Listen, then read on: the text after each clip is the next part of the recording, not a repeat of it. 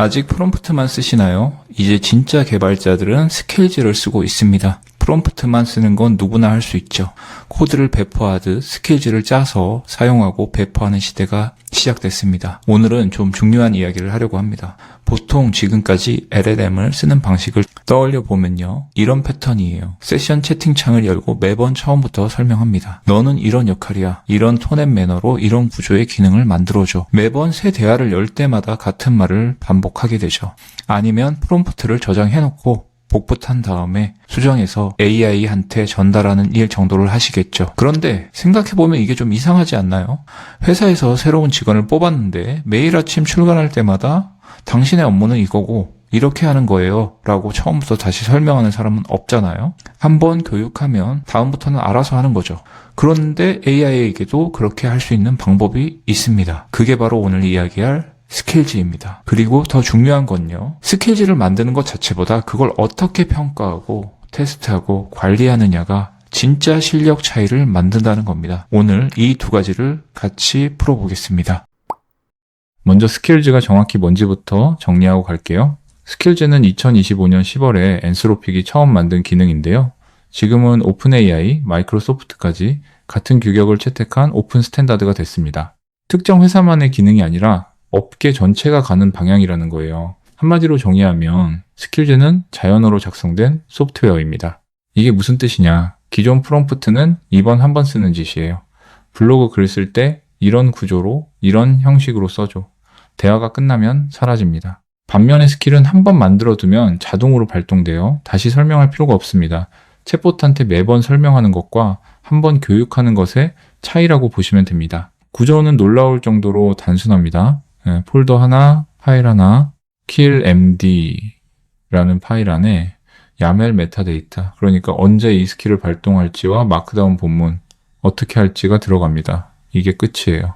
이렇게 단순한 데는 이유가 있어요. 개발자가 아닌 사람도 만들 수 있어야 하면서 동시에 엔터프라이즈 규모에서도 돌아가야 하니까요. 스킬에는 크게 두 가지 유형이 있습니다. 첫 번째, 문서화 스킬. CLI 도구, API, 서버 같은 것들을 사용하는 방법을 에이전트에게 가르치는 거예요. 이 도구는 이렇게 쓰는 거야 라고 알려주는 설명서 같은 겁니다. 두 번째, 워크플로우 스킬. 특정 작업을 완료하기 위해 에이전트가 수행해야 하는 구체적인 단계들을 정의하는 거예요. 이 작업은 1번 하고 2번 하고 3번 하면 돼 라는 절차서 같은 겁니다. 가장 이상적인 형태는요, 이 두 가지가 결합된 것입니다. 도구 사용법과 인간이 수행하던 업무 흐름을 모두 캡슐화한 형태. 예를 들어 센트리에서 에러가 뜨면 GitHub PR을 자동으로 만들어서 수정하라는 식이죠. 도구도 알고 절차도 아는 상태. 자, 그러면 이게 내부에서 어떻게 작동하는지 한번 들여다볼게요. 이 부분이 꽤 정교합니다. 스킬은 3단계 점진적 공개라는 구조를 씁니다. 레벨 1은 YAML 메타데이터입니다. 이건 항상 로드되어 스킬의 이름과 설명만 클로드의 시스템 프롬프트에 주입됩니다. 이런 스킬이 있다는 것만 알려주는 거예요. 이것만으로 클로드가 이 요청에 이 스킬을 쓸까 말까를 판단합니다. 토큰 소비는 최소. 레벨 2는 스킬 MD 본문입니다. 클로드가 이 스킬이 필요하다고 판단하면 그때 전체 명령어를 읽어요. 단계별 가이드, 예시, 모범 사례까지. 레벨 3는 참조 파일입니다. 스크립트, 레퍼런스, 에셋 폴더의 파일은 정말 필요한 순간에만 접근합니다. 왜 이렇게 나누냐면요. 스킬이 아무리 상세해도 컨텍스트 윈도우를 압도하지 않도록 하기 위해서예요. 필요한 것만, 필요할 때만 불러오는 겁니다. 이건 소프트웨어 개발에서 말하는 레이지 로딩과 같은 원리예요. 자, 여기서 핵심적인 질문을 하나 던져볼게요. 스킬을 만들었습니다. 한두 번 돌려봤더니 잘 작동하는 것 같습니다. 끝인가요? 절대 아닙니다. 사실 여기서부터가 진짜 시작이에요. 비유를 하나 들어볼게요. 여러분이 카페를 차렸다고 해봅시다. 신메뉴 레시피를 하나 만들었어요. 한번 만들어봤더니 맛이 괜찮아요. 그러면 바로 메뉴에 올리시겠어요? 보통은 아니잖아요. 여러 번 만들어봐야 하고 다른 사람한테도 먹여봐야 하고 바쁜 시간대에도 일정한 맛이 나오는지 확인해야 하잖아요. 스킬도 똑같습니다. 한두 번 잘 됐다고 끝이 아니에요. 소프트웨어를 만들 때도 코드 쓰고 바로 출시하는 사람은 없잖아요. 테스트를 돌리고 문제가 없는지 확인하고 그 다음에 내보내죠. 스킬도 이렇게 대해야 합니다. 그런데 현실은 어떤가요? 필립 슈미드라는 분이 허깅페이스라는 AI 회사의 연구자인데요. 실제로 조사를 해봤어요. 인터넷에 공개된 스킬이 무려 47,000개가 넘더래요. 6,300개 넘는 프로젝트에서요. 그런데 이 중에 제대로 테스트를 하고 있는 건 거의 없다고 합니다. 대부분이 이래요. AI한테 스킬을 만들게 하고 몇 번 직접 써보고 괜찮은 것 같은데 하고는 그냥 쓰는 거예요. 이걸 바이브 체크라고 하는데요. 느낌만 보고 넘기는 거죠. 여러분, 회사에서 중요한 보고서를 쓸 때 느낌이 괜찮으니까 그냥 보내자 하시나요? 안 하시잖아요. 숫자 맞는지 확인하고 오타 없는지 보고 상사한테 리뷰 받잖아요. 그런데 스킬은 왜 느낌만 보고 넘기는 걸까요? 엔스로픽도 공식 블로그에서 이걸 강조하고 있어요. 테스트는 한 번 하고 끝내는 게 아니라 계속 관리해야 한다고요. 마치 정원 가꾸기처럼 심어놓고 내버려두면 잡초가 자라듯이 스킬 테스트도 꾸준히 돌보지 않으면 어느 순간 엉망이 된다는 거예요. 그러면 구체적으로 뭘 확인해야 하는지 얘기해 볼게요. 크게 4가지만 기억하시면 됩니다. 첫 번째, 결과가 맞는가? 가장 기본이에요. 내가 보고서 만들어줘 라고 했으면 보고서가 나와야 하잖아요. 엉뚱한 게 나오면 안 되겠죠. 원하는 결과물이 정확히 나왔는지 이걸 봅니다. 두 번째, 과정이 맞는가? 결과가 맞더라도 과정이 이상하면 문제예요. 예를 들어 볼게요. 내비게이션이 목적지에는 도착시켜줬는데 고속도로를 놔두고 골목길로 30분을 돌아갔다면 결과는 맞았지만 과정은 엉망인 거죠. 스킬도 마찬가지예요. 정해진 순서대로 맞는 도구를 써서 했는지를 봐야 합니다. 과정이 들쑥날쑥하면 다음에 같은 결과가 나올 거라는 보장이 없어요. 세 번째, 형식이 맞는가? 내용은 맞는데 형식이 틀린 경우가 있어요. 파일 이름을 리포트 2025 PDF로 저장해야 하는데 도큐먼트1 PDF로 저장했다거나 정해진 폴더가 아닌 엉뚱한 곳에 파일을 만들었다거나 사람이 보면 별거 아닌 것 같지만 이게 자동화 파이프라인에서는 다음 단계가 파일을 못 찾아서 전체가 멈추는 원인이 됩니다. 네 번째, 쓸데없이 돌아가지 않았는가? 같은 결과를 내더라도 3단계면 끝날 일을 10단계에 걸쳐서 했다면 비효율적이잖아요.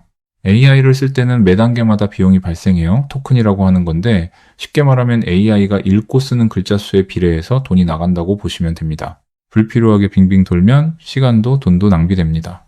이 4가지를 조금 더 실전적으로 바꿔서 말하면 이래요. 스킬이 제때 켜지는가? 내가 관련된 요청을 했을 때 10번 중 9번은 스킬이 자동으로 작동해야 해요. 스킬을 만들어 놨는데 발동이 안 되면 없는 거나 마찬가지잖아요. 반대로 전혀 관련 없는 요청에서 쓸데없이 켜지면 그것도 문제입니다. 엉뚱한 타이밍에 끼어드는 거니까요. 같은 일을 시켰을 때 매번 비슷한 결과가 나오는가? AI는 원래 같은 질문을 해도 매번 조금씩 다른 대답을 해요. 사람도 그렇잖아요. 오늘 뭐 먹을까? 물어보면 매번 다른 답이 나오듯이. 하지만 업무에서는 일관성이 중요합니다. 보고서 양식이 어제는 A 형태고 오늘은 B 형태면 곤란하잖아요. 그래서 여러 번 돌려봐서 결과가 크게 흔들리지 않는지 확인해야 합니다. 에러 없이 깔끔하게 끝나는가? 중간에 외부 서비스를 호출하다가 실패한다거나 파일 저장에서 오류가 난다거나 이런 게 한 번이라도 생기면 전체 작업이 멈출 수 있어요. 특히 여러 단계가 연결된 자동화에서는 한 곳이 막히면 뒤가 다 밀립니다. 정리하면요. 결과만 맞다고 넘어가면 안 됩니다. 과정도, 형식도, 효율도 다 봐야 해요. 이 4가지를 체크하는 습관만 들여도 여러분의 스킬은 훨씬 안정적으로 돌아갈 겁니다. 자, 이제 실전으로 들어갑니다. 실제로 테스트를 어떻게 하는지 이야기해 볼게요. 스킬을 테스트할 때는 3가지 상황을 만들어 봐야 합니다. 하나씩 설명드릴게요. 첫 번째, 이름을 불러서 테스트하기. 가장 직관적인 방법이에요. 피그마 핸드오프 스킬 실행해줘처럼 스킬 이름을 직접 말하는 거예요. 식당에서 카르보나라 주세요 라고 메뉴 이름을 정확히 말하는 것과 같아요.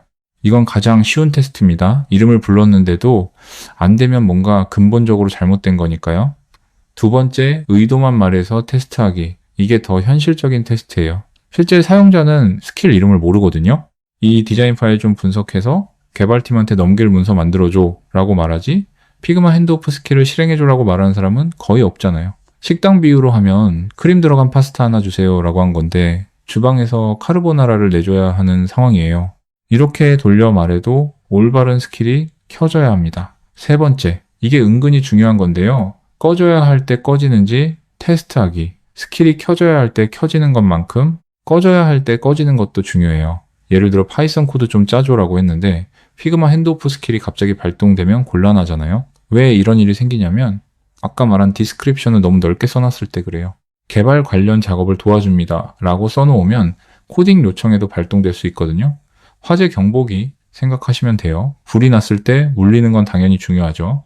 그런데 토스트 구울 때마다 울리면요. 나중에는 진짜 불이 나도 또 오작동이겠지 하고 무시하게 됩니다. 스킬도 마찬가지예요. 아까 소개한 필립 슈미드는 실제로 17개 테스트를 만들었는데 이걸 5묶음으로 나눴어요. 핵심 기능이 되는지 7개, 옛날 버전에서 실수하지 않는지 4개, 예시에 없는 응용 상황 3개, 그리고 방금 말한 꺼져야 할 때 꺼지는지 2개. 숫자가 중요한 게 아니라 이렇게 분류해서 체계적으로 했다는 게 포인트입니다. 다음으로 버전 관리 이야기를 잠깐 할게요. 이건 개발자가 아닌 분들도 이해하시면 좋아요. 스킬을 수정하다 보면 이런 일이 생깁니다. 디스크립션을 좀 고쳤더니 더 잘 되는 것 같아. 그런데 며칠 뒤에 보니까 다른 상황에서는 오히려 안 되기 시작한 거예요. 이때 내가 뭘 바꿨더라? 기억이 안 나면 난감하잖아요. 그래서 스킬 파일도 변경 이력을 기록해둬야 합니다. 소프트웨어 개발에서는 Git이라는 도구를 쓰는데 쉽게 말하면 파일의 타임머신이에요. 언제 뭘 바꿨는지 다 기록되니까 문제가 생기면 3일 전에 이 부분을 고친 후부터 문제가 시작됐구나 하고 바로 원인을 찾을 수 있어요. 이력 관리를 안 하면요. 뭐가 문제인지 모른 채 이것저것 건드리다가 더 꼬이는 경우가 많습니다. 다들 한 번쯤 경험해 보셨을 거예요. 한글 파일 최종, 진짜 최종, 진짜 최종 이렇게 저장해 본 적 있으시잖아요? 그 문제를 깔끔하게 해결하는 거라고 보시면 됩니다. 자, 이제 오늘 내용 중에 가장 흥미로운 부분입니다. AI가 AI를 채점하는 방법이에요. 테스트가 2-3개일 때는 사람이 직접 확인해도 돼요. 근데 테스트가 17개, 20개로 늘어나면요. 매번 하나하나 돌려보고 눈으로 확인하는 건 현실적으로 힘듭니다. 그래서 나온 아이디어가 AI한테 채점을 시키자는 거예요. 영어로는 LLM as a 저지, 직역하면 판사로서의 LLM이라고 합니다. 잠깐, AI가 AI를 평가한다고요? 그게 정확한가요? 좋은 질문이에요. 이걸 이해하려면 한 가지만 기억하시면 됩니다. 만드는 것보다 평가하는 게 항상 더 쉽다는 거예요. 예를 들어 볼게요. 여러분이 직접 소설을 쓰는 건 엄청 어렵잖아요. 하지만 소설을 읽고 이 부분이 좋다, 저 부분은 좀 어색하다 라고 평가하는 건 훨씬 쉽죠. 요리도 마찬가지예요. 미슐랭 요리를 만드는 건 어렵지만 먹어보고 맛있는지 없는지 판단하는 건 누구나 할 수 있잖아요. AI도 같은 원리예요. 뭔가를 처음부터 만들어내는 것보다 이미 만들어진 결과물이 기준에 맞는지 판단하는 게 더 정확합니다. 실제로 이걸 쓰는 방법은 이래요. 먼저 시험지를 만듭니다. 이 요청을 넣으면 이런 결과가 나와야 한다는 걸 표로 정리하는 거예요. 엑셀이나 스프레드시트로 쭉 정리한다고 생각하시면 돼요. 그 다음 채점 기준표를 만듭니다. 정확한 결과가 나왔으면 5점, 형식이 맞으면 3점, 빠르게 처리했으면 2점, 학교 시험 채점 기준표랑 같은 거예요. 그리고 채점 담당 AI한테 이 기준표를 주고 이 기준에 따라 점수를 매겨라 라고 시키는 겁니다. 이렇게 하면 뭐가 좋으냐면요. 스킬을 수정할 때마다 자동으로 시험을 치를 수 있어요. 이번 수정 후에 평균 점수가 올라갔네, 또는 형식 점수는 올라갔는데 정확도가 떨어졌네 라는 걸 바로 확인할 수 있습니다. 사람이 매번 직접 확인하지 않아도요. 딥러닝 AI에서 나온 강좌를 보면 여기서 한 단계 더 나갑니다. 단순히 맞았다 틀렸다가 아니라 몇 단계 만에 정답에 도달했나도 측정해요. 같은 정답이라도 3단계 만에 도착한 것과 10단계 만에 도착한 건 효율 차이가 크니까요. 다만 주의할 점이 하나 있어요. AI가 AI를 채점하는 건 완벽하지 않습니다. AI도 가끔 틀리잖아요. 할루시네이션이라고 하죠. 없는 걸 있다고 말하는 것. 채점하는 AI도 실수할 수 있어요. 그래서 가장 좋은 방법은 2가지를 섞는 겁니다. 기계적으로 확인할 수 있는 건 코드로 체크해요. 파일이 지정된 폴더에 만들어졌는가? 파일 이름이 맞는가? 에러 없이 완료됐는가? 이런 건 프로그램이 정확히 판별할 수 있죠. 이건 정답이 명확하니까요. 반면에 내용이 요청에 맞게 잘 작성됐는가? 처럼 판단이 필요한 부분은 AI 채점관한테 맡기는 거예요. 이렇게 역할을 나누면 기계적 정확성과 내용 판단을 동시에 챙길 수 있습니다. 자, 지금까지 이야기한 걸 정리해 볼게요. 스킬을 만들고 관리하는 전체 과정 딱 4단계입니다. 1단계 성공 기준 먼저 정하기. 만들기 전에 뭐가 되면 성공인지를 먼저 정하세요. 다이어트 할 때 살 좀 빼야지 라고만 하면 성공인지 실패인지 판단이 안 되잖아요. 3개월에 5kg라고 정해야 나중에 확인할 수 있어요. 파트 2에서 말한 4가지 결과, 과정, 형식, 효율에서 각각 기준을 세우는 겁니다. 이걸 건너뛰면 나중에 이게 잘 되는 건지 아닌 건지 자체를 판단할 수 없어요. 2단계 직접 해보면서 성공 패턴 찾기. 처음부터 완벽한 스킬을 쓰려고 하지 마세요. 먼저 스킬 없이 AI한테 어려운 작업을 시켜보고 시행착오를 겪다가 이렇게 하니까 잘 되네 라는 패턴을 찾은 다음 그걸 스킬로 옮기는 거예요. 요리할 때 처음부터 레시피를 쓰는 게 아니라 여러 번 직접 만들어보고 맛있는 조합을 찾은 다음에 레시피로 정리하는 것과 같아요. 3단계 시험 문제 만들기. 파트 3에서 말한 3가지 이름 불러서 테스트, 의도만 말해서 테스트, 안 켜져야 할 때 테스트를 골고루 만듭니다. AI한테 이 스킬을 테스트하려면 어떤 상황을 확인해야 할까? 라고 물어보면 꽤 괜찮은 시나리오를 제안해줘요. 거기에 직접 겪은 실패 사례를 추가하면 더 좋고요. 4단계 계속 돌보기. 여기가 핵심인데 대부분이 안 하는 단계예요. 스킬은 한 번 만들면 끝이 아닙니다. 새 기능을 추가하거나 에러가 발견될 때마다 시험 문제도 같이 업데이트해야 돼요. 정원을 한번 꾸며놨다고 끝이 아니라 계속 잡초도 뽑고 가지치기도 해야 하는 것처럼요. 인포큐라는 기술 매체에서 한 말이 딱 맞습니다. 평가는 한 번 통과하면 끝나는 시험이 아니라 처음부터 끝까지 계속 돌아가는 순환 과정이다. 여기서 재밌는 개념을 하나 더 소개할게요. 스킬 은퇴입니다. 필립 슈미드가 제안한 건데 가끔씩 일부러 스킬을 꺼놓고 같은 시험을 돌려보라는 거예요. AI 모델은 계속 똑똑해지거든요. 3개월 전에는 스킬이 있어야만 됐던 일을 지금은 모델이 알아서 해낼 수도 있어요. 스킬 없이도 시험을 통과하면 그 스킬은 임무를 다한 거예요. 은퇴시키면 됩니다. 시험에 떨어지면 아직 필요하니까 유지하고요. 이게 왜 중요하냐면 안 쓰는 스킬이 쌓이면 AI가 읽어야 할 정보가 불필요하게 늘어나요. 옷장에 안 입는 옷이 가득하면 오늘 입을 옷 찾기가 더 어려운 것처럼요. 필요 없어진 건 정리해야 나머지가 더 잘 작동합니다. 이론은 충분히 했으니 실전 팁을 드릴게요. 스킬 전체에서 가장 중요한 한 줄이 뭔지 아세요? 디스크립션입니다. 야멜 메타데이터에 들어가는 그 설명문이요. 이게 왜 그렇게 중요하냐면 AI가 이 스킬을 쓸까 말까를 판단할 때 보는 게 이 한 줄이 전부기 때문이에요. 아까 레벨 1에서 항상 로드 된다고 했잖아요.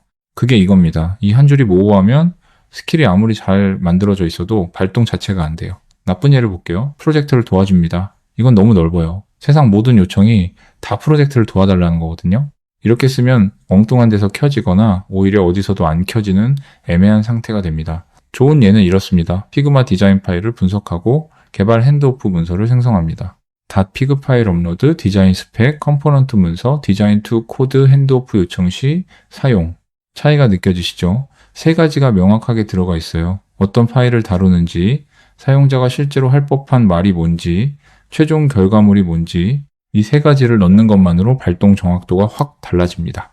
이력서에서 열심히 하겠습니다와 리액트 기반 프론트엔드 3년 경력의 차이라고 보시면 돼요.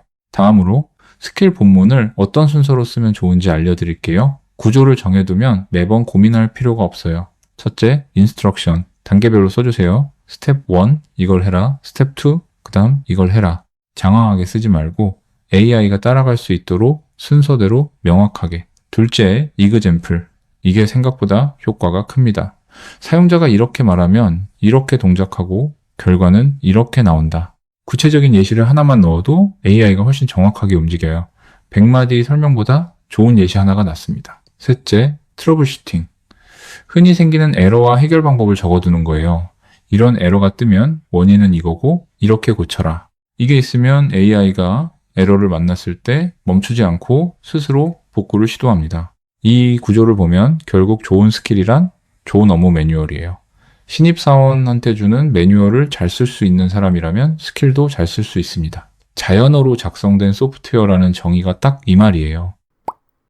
자, 한 발 물러서서 큰 그림을 볼게요. AI를 쓰는 방식이 3단계로 진화하고 있습니다. 1단계 프롬프트 시대. 매번 처음부터 설명하는 거. 대부분이 아직 여기 있어요. 2단계 프롬프트 엔지니어링 시대. 더 정교하게 질문하는 기법들이 나왔죠. 하지만 여전히 매번 새로 시작해야 한다는 한계가 있었어요. 3단계, 지금 시작된 스킬즈 시대. 한번 만들어두면 영구적으로 쓰는 시대. 그런데요, 스킬을 만드는 데까지는 이미 많은 사람이 왔어요. 47,000개가 넘게 만들어졌으니까요. 진짜 차이는 그 다음에서 갈립니다. 만든 스킬을 체계적으로 테스트하고 관리하고 필요 없으면 은퇴시키는 것. 여기까지 하는 사람은 아직 극소수예요. 스킬 마켓플레이스도 이미 생기고 있고요. AI가 스킬을 만드는 스킬, 스킬 크리에이터라는 게 이미 존재합니다. 앞으로 이 흐름은 더 빨라질 거예요. 오늘 핵심만 정리할게요. 하나, 스킬즈는 매번 설명에서 한 번 교육으로의 전환입니다. 둘, 만드는 것만으론 부족해요. 소프트웨어처럼 테스트하고 버전 관리하고 계속 개선해야 합니다. 셋, 테스트할 때는 네 가지를 보세요. 결과, 과정, 형식, 효율. 세 가지 상황을 만드세요. 이름 부르기, 의도만 말하기, 안 켜져야 할 때. 넷, AI한테 채점을 맡기면 자동화가 됩니다. 단, 코드로 체크할 수 있는 건 코드로 하고 판단이 필요한 건 AI 채점관한테 맡기세요. 다섯, 이 모든 게 한 번으로 끝이 아니라 계속 도는 사이클입니다. AI를 그냥 쓰는 사람과 전략적으로 쓰는 사람의 차이. 그게 스킬즈이고 더 정확히는 스킬즈를 어떻게 관리하느냐의 차이입니다. 오늘 영상이 도움이 되셨으면 좋겠습니다. 다음 영상에서 뵐게요. 감사합니다.